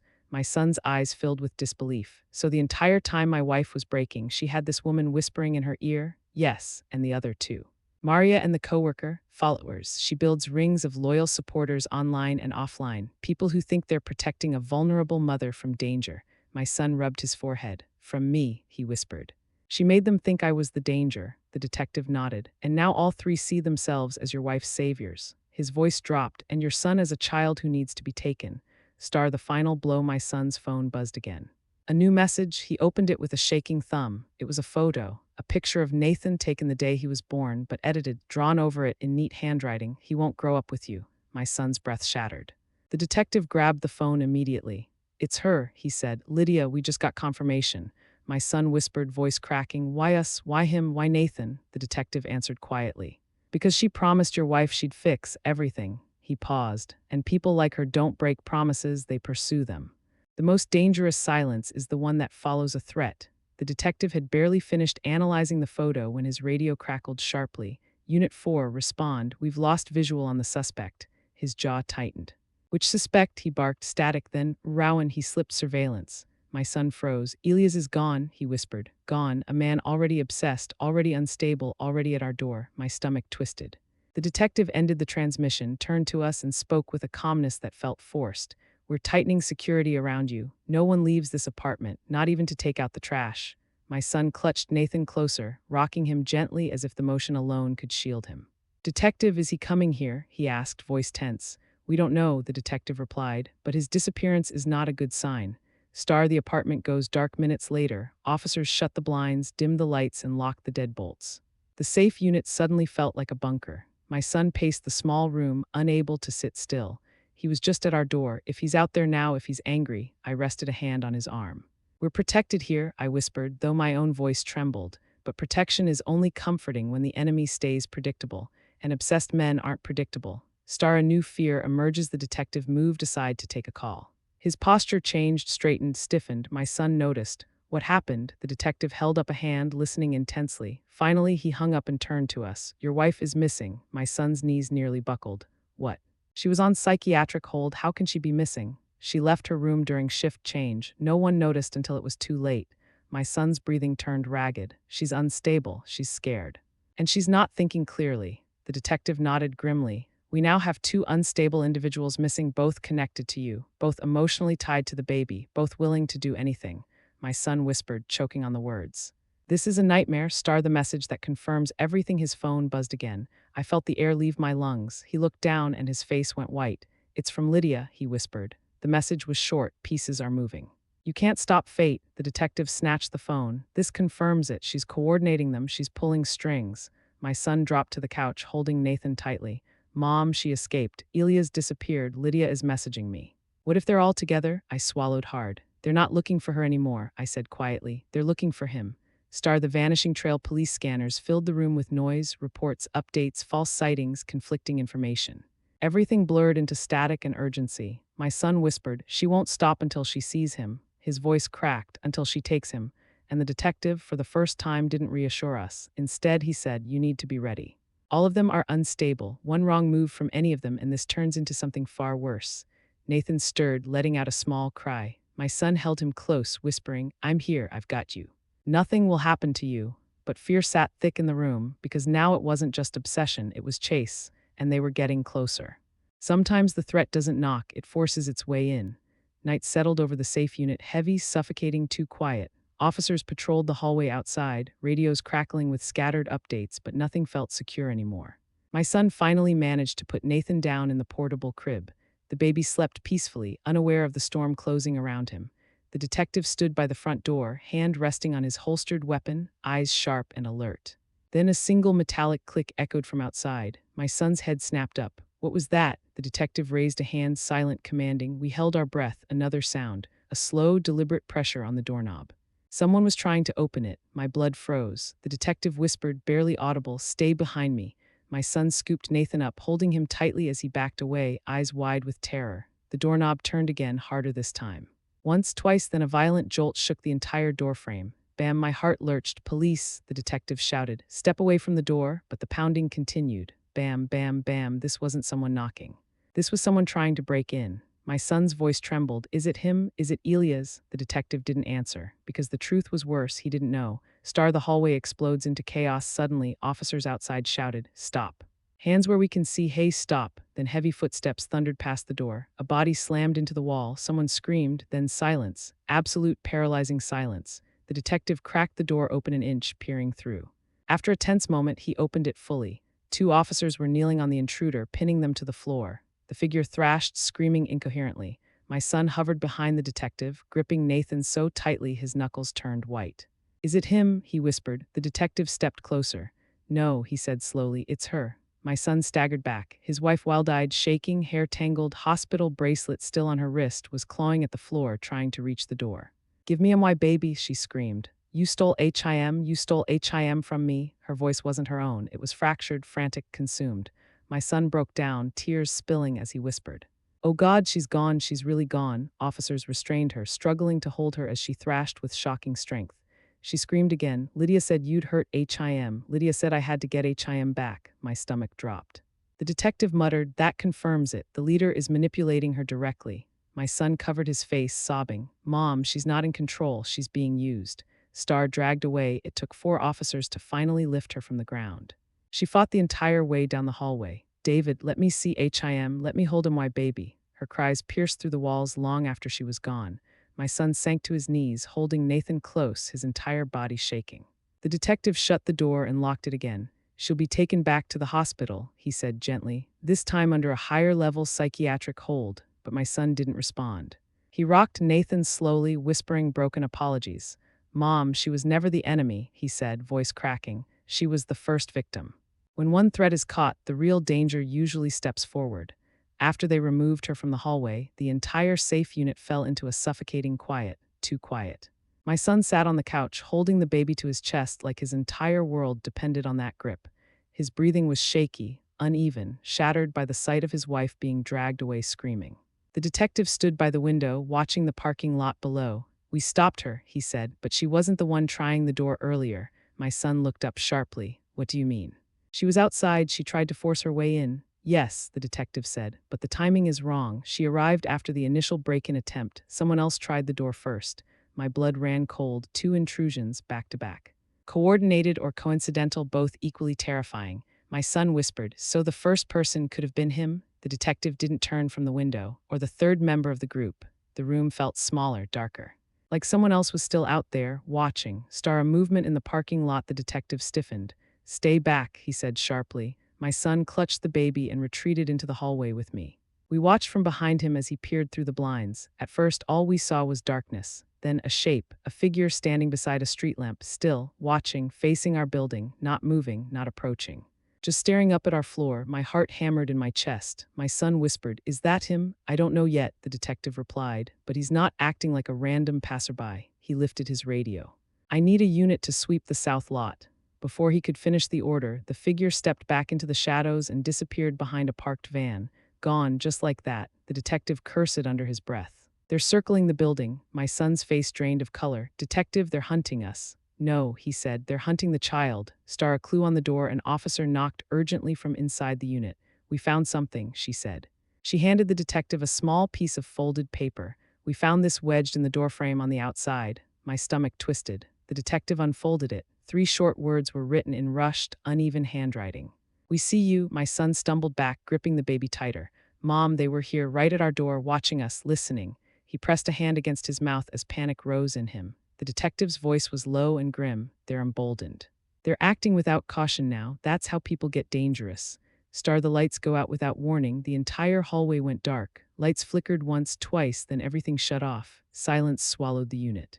The detective swore, grabbing his flashlight. "Backup power should have kicked in," he said. "It didn't. Someone cut the lines." My son's voice trembled. "They're trying to get in while it's dark." The detective moved fast, locking the door, bracing a chair against it. "Stay in the back room," he ordered. "Hold the baby, don't move until I say." But before we reached the bedroom, a loud crash sounded outside. Then another, footsteps, fast, heavy. Someone was in the hallway. My son whispered, voice cracking. "They're here." The detective drew his weapon. "Get down, stay behind me." We crouched behind the bed, my hands shaking uncontrollably as my son shielded the baby with his body. The footsteps stopped directly outside our door. Then a voice whispered through the darkness, soft, sinister, too calm. "Give him to us, David." The breath left my lungs. My son's face twisted with terror. He mouthed, "It's him." And then the person on the other side whispered again, "We'll raise him right." When fear has a voice, even silence feels dangerous. The whisper behind the door froze every muscle in my body. "Give him to us, David." My son held the baby tighter, pressing Nathan to his chest as if sheer love could form a shield. The detective crouched low, weapon drawn, every nerve in his body locked on the door. Another whisper came, softer, almost gentle. "We'll raise him right. You've already failed." My son's breath shattered. I saw the terror in his eyes, but beneath it, something else ignited: anger, fury, a father's instinct to protect. He mouthed silently, "They're not taking him." The detective lifted a hand, signaling us to stay still. The first hit without warning, bam. The door shook violently. Nathan whimpered, startled by the noise. My son covered the baby's ears, whispering soothing nonsense through trembling lips. The detective positioned himself near the frame, voice low but commanding. "Police, step away from the door." Another crash, harder, bam, bam. The entire unit shook. Whoever was outside wasn't tapping. They were trying to break through. The detective barked into his radio. "Emergency, suspect attempting forced entry at safe unit. Need backup now." Static. The lights flickered again but didn't return. We were still wrapped in darkness. Shadows under the door, footsteps shifted. Not just one pair, 2, maybe 3. Shadows slid beneath the doorframe, long, distorted, restless. My son's eyes widened. "There's more than one," he whispered. The detective tensed. "Stay behind me. If they breach, crawl to the bathroom and barricade yourselves." My son shook his head fiercely. "I'm not leaving you." "You will," the detective snapped. "You are protecting a child." "I'm protecting all of you." Another blow slammed the door. The metal hinges groaned under the strain. Dust shook loose from the ceiling.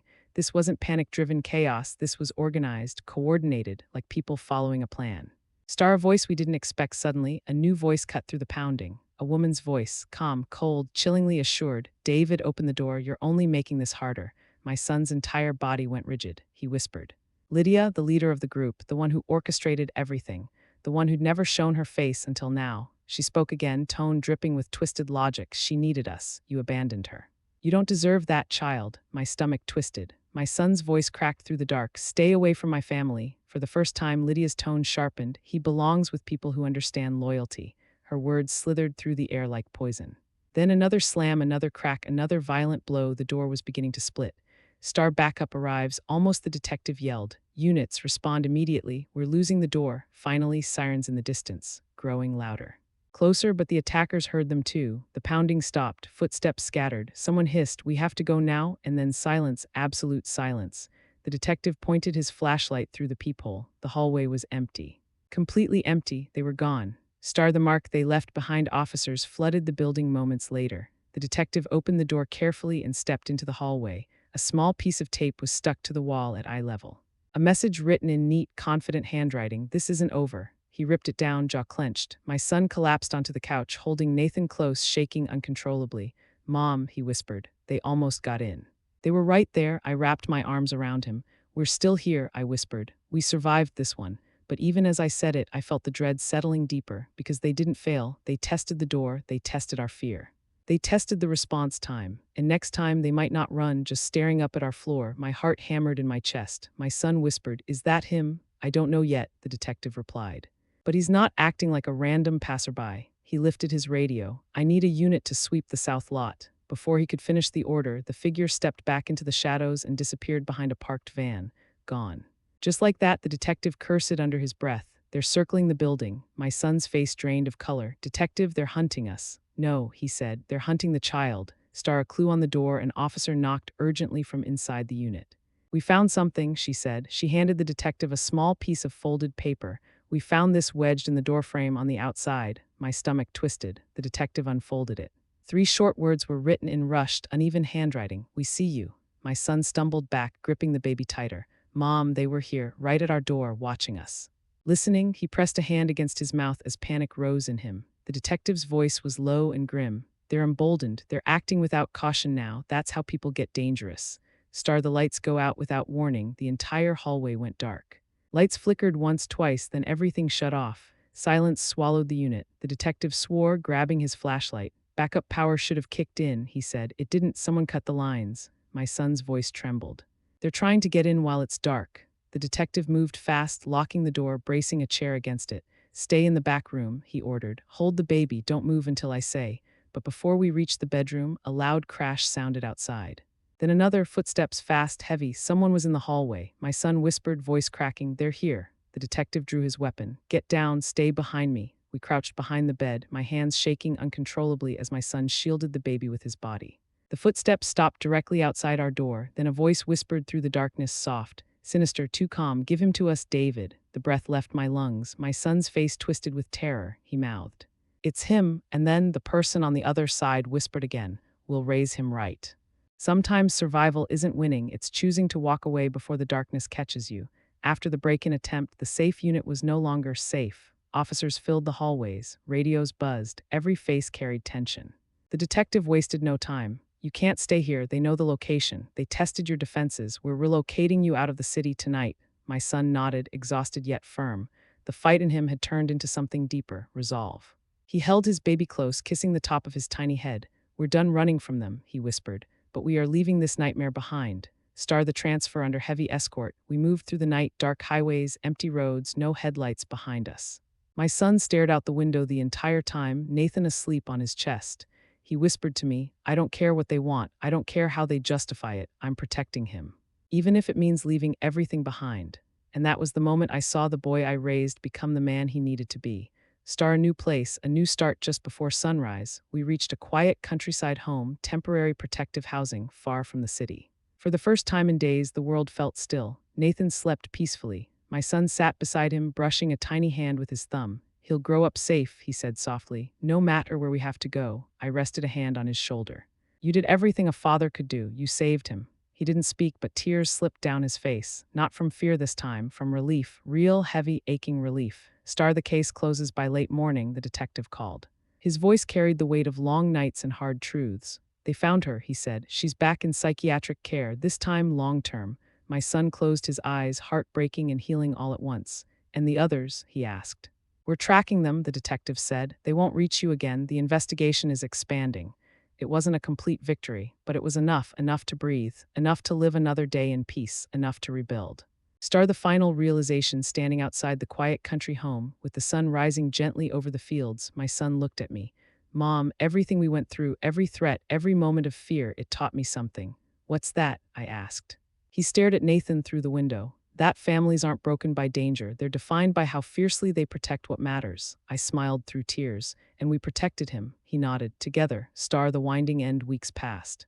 The threats faded, the voices disappeared, the shadows stopped following. Therapists worked with his wife, the law pursued the others, and we worked on healing. Slow, steady, painful, but real. Nathan grew stronger, my son grew calmer.